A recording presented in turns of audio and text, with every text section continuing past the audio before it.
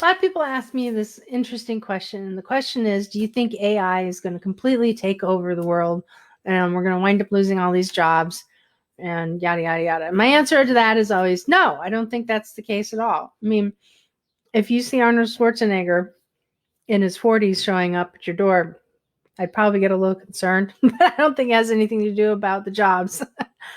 No, here's the thing. Robotics and AI can only do so much, right? And they're unlimited in capabilities, but performing those capabilities, that's where their restriction lies. Okay? If you think about it, robotics and AI, it doesn't have, I talk about it like it's an entity, right?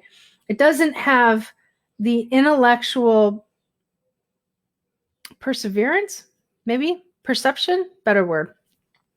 The EQI perception, the emotional intelligence perception that a human requires in order to determine the appropriate outcome. Now you can program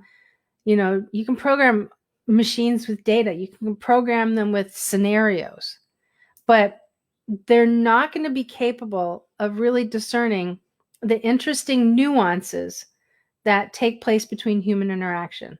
And that's the reason why people are still going to be needed. That's one reason. The second reason is this.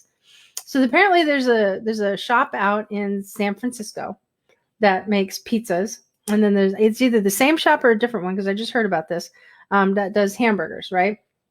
It could be all in the same restaurant. But nonetheless, whether they're in the same restaurant or they're two separate organizations, two separate companies, doesn't matter. Because that's pretty cool, right? That's kind of neat to see a robotic arm sitting there spinning dough on top of its finger and actually creating a pizza crust. That's actually kind of cool. However, it's still going to require people coming in on the back end. You're going to need to have people who are trained and knowledgeable to know how to actually fix the robotics. What about oil and grease getting into your food? Ooh, right? You still have to have somebody who's capable of cleaning, making repairs, also being able to go in and actually inspect to make sure that the regulations around health and food safety are kept up. Those are all human functions. You could probably build a robot to fix a robot, but you still need a person to build the robot that's going to fix the robot, right?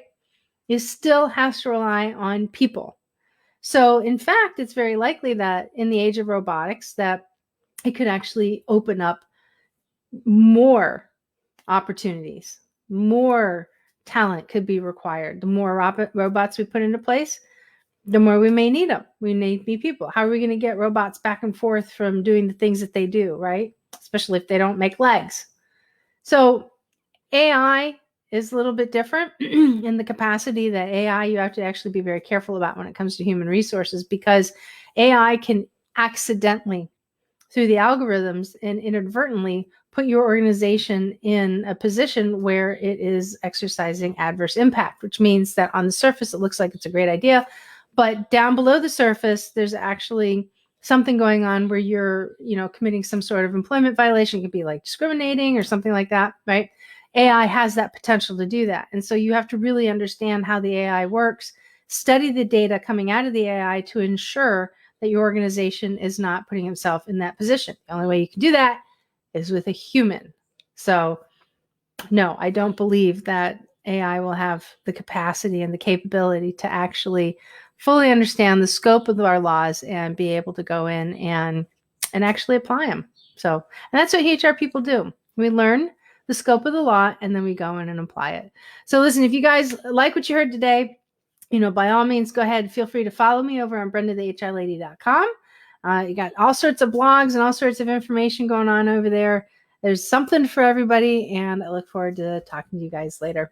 Have an awesome rest of your day.